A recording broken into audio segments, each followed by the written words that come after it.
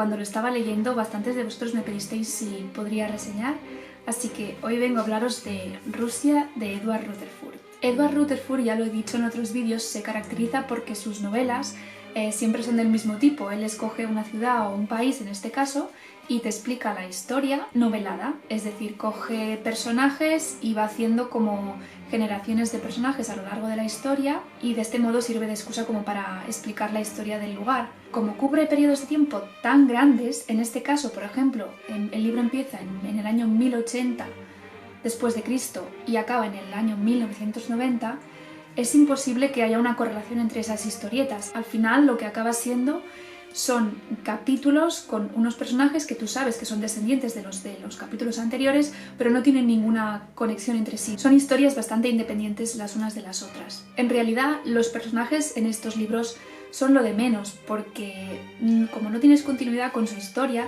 solo te quedas con un trozo de la vida de ellos. Entonces, aquí la verdadera protagonista en este caso es Rusia. Los personajes son más que nada una excusa que sirve para poder explicar las clases sociales, las diferentes religiones, los cambios sociales y económicos y el desarrollo en general de la historia de Rusia. Tengo que decir que aunque yo tenía muchas ganas de leerlo, no conocía gran parte de la historia de Rusia. Yo estaba familiarizada un poco y muy a grandes rasgos sobre el imperio de los Romanov, también básicamente sobre la historia del siglo XX, pero todo lo anterior a eso me era bastante desconocido. No era consciente de los grandes cambios territoriales, las fronteras políticas en constante cambio que ha habido en esta región. Y tengo que confesar que los capítulos sobre la historia del siglo XX eran los que con más ganas esperaba ver reflejados en el libro. Este tipo de libros, lógicamente, no es un libro que puedas recomendar a cualquiera. Necesitas tener un mínimo de interés para tragarte 1050 páginas, que sí es novelada, pero no deja de ser historia pura y dura. No vas a tener ningún hilo argumental, vas a tener muchos, se te van a acabar olvidando y con lo que te tienes que quedar al final es con la historia y el desarrollo del país. Entonces no es un libro que yo recomendaría a todo el mundo. El estilo se junta con datos históricos, a veces es un poco difícil de seguir. Yo lo que hice fue complementarlo viendo un documental, porque como tienes trozos históricos y trozos solamente sobre los personajes, al final te haces un poco de lío y no te quedan las cosas bien claras si no eres conocedor de la historia previamente.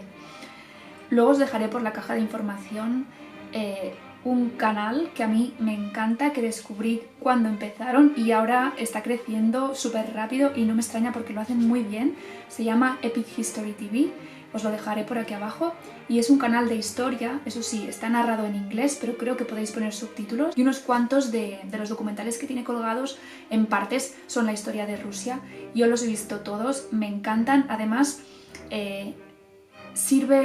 está hecho así como puesto en un mapa y tienes una cronología arriba para que tú te estés orientando y sepas exactamente en cada momento lo que está pasando y no te pierdas. La verdad es que está súper bien, yo os lo recomiendo. El libro en general me estaba gustando, no tanto como el de Londres. De hecho, había algunos capítulos que se me estaban haciendo un poco pesados, pero yo creo que es porque yo tenía muchas ganas de llegar a la historia del siglo XX, y aquí es donde llega un poco mi decepción con este libro. Yo me estaba tragando capítulos de más de 100 páginas sobre las invasiones mongolas, que no está nada mal, pero yo quería llegar al siglo XX.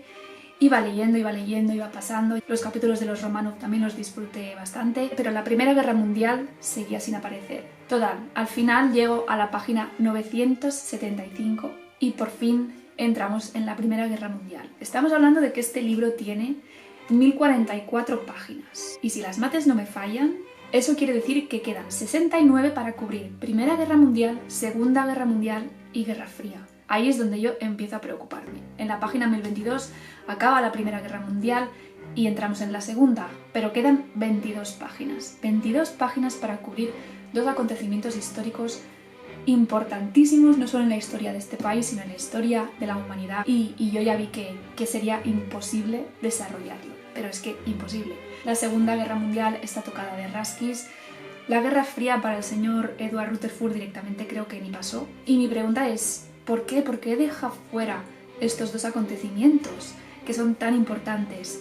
Vale que son 1000 y pico páginas, vale que vas a tener que ir un poco al grano, pero habiendo desarrollado también otros periodos históricos, como por ejemplo el reinado de Iván el Terrible, o Pedro el Grande, o Catalina la Grande, ¿por qué no escoger desarrollar la Primera Guerra Mundial, pero sobre todo la Segunda Guerra Mundial, de una forma más extensa? De hecho, en el libro que escribió Edward Rutherford sobre Irlanda, tiene 2 tomos, los 2 tomos de 1000 páginas. Uno es historia más antigua y el otro tomo es historia sobre todo del siglo XX. ¿Por qué no escogió hacer lo mismo aquí? Yo sabía que este libro fue publicado en 1991. Eso quiere decir que, teniendo en cuenta el nivel de dedicación y el nivel de esfuerzo a la hora de documentarse para escribir un libro como este, pongamos que tardó entre 5 y 10 años en el proceso de escritura y de documentación, tirando a la larga.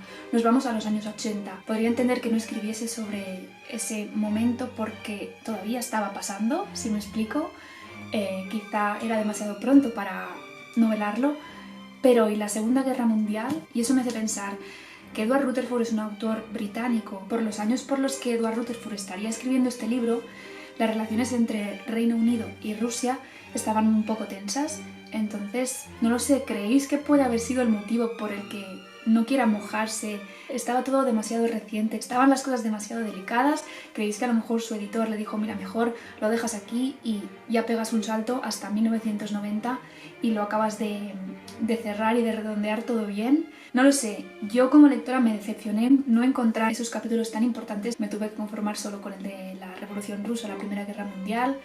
¿Qué es eso? Comparado con otros capítulos, seguían siendo capítulos muy cortos. Creo que el libro hace un buen trabajo en los primeros capítulos, donde se explica que Rusia, al principio, el territorio en general, estaba formado por todo de tribus que se agruparon y acabaron dividiéndose en diferentes principados, como la capital estaba en Kiev, que está en la actual Ucrania, para después trasladarse a Moscú, el desarrollo importantísimo que tuvo Moscú, las disputas entre estos príncipes que gobernaban cada uno de estos pequeñas provincias o principados, las invasiones mongolas, cómo después bajo el reinado de Iván el Terrible hubo una expansión territorial también enorme. El libro también cuenta cómo en la época del Imperio de los Romanos, durante el reinado de Pedro el Grande, se intentó europeizar a la nobleza rusa. Él viajó por Europa, vio otras maneras de hacer, intentó implantarlo en Rusia. Es eso, en general creo que hay periodos históricos que están bastante bien representados, pero lamentablemente hay otros que se quedan cortos. Como conclusión diría que este libro yo lo recomendaría a alguien, como ya he dicho, que tenga un mínimo interés en la historia de este país. Si tiene ese interés y tiene los conocimientos, este libro le puede hacer gracia para ver cómo se mueven los personajes en los diferentes contextos históricos. Si os interesa la historia de Rusia, pero creéis que no tenéis los suficientes conocimientos como para poder seguir el libro, no os preocupéis. Yo lo que haría sería simplemente complementarlo con algún documental para que os ayude a poner las cosas un poco en su sitio. Y eso sí, ser consciente que si la parte que vosotros estáis buscando es la misma que buscaba yo, aquí os vais a quedar con la miel en los labios. Y eso ha sido todo por hoy. Si alguien de vosotros tiene alguna recomendación de libros tanto de ficción como de no ficción que estén desarrollados en Rusia, que traten conflictos políticos, a mí me interesa muchísimo. Yo he leído la trilogía de Ken Follett del siglo XX, estuvo bien, pero bueno, si tenéis alguna recomendación me lo podéis dejar por los comentarios. Hay un libro que yo le tengo el ojo echado, que este es de no ficción y creo que va a ser denso. El libro se llama The Iron Curtain, os dejaré también, si lo encuentro, el link por aquí abajo. Y bueno, este libro la verdad es que tiene bastante buenas críticas, pero si tenéis alguna recomendación y me la queréis dejar por los comentarios, yo estaré más que encantada. Y eso ha sido todo por hoy, espero que os haya gustado el vídeo y nos vemos en el siguiente.